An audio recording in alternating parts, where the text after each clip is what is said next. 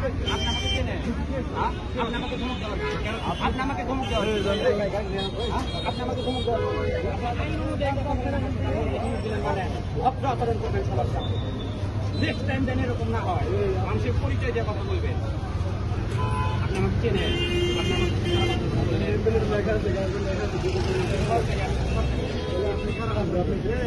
আপনি আমাকে ধমক দিলেন কেন? আপনি আমাকে ধমক দিলেন কেন? আপনি এসে আমি সুন্দর আপনার অফিসারকে আমি আপনার অফিসার নাম নানা অপমান কথা বলি। আপনি বলছেন যে কুড়ি হাজার চাকরি কথা, সেটা উনি না না সিনিয়র আপনি, সিনিয়র আপনি, সিনিয়র আপনি। ভাই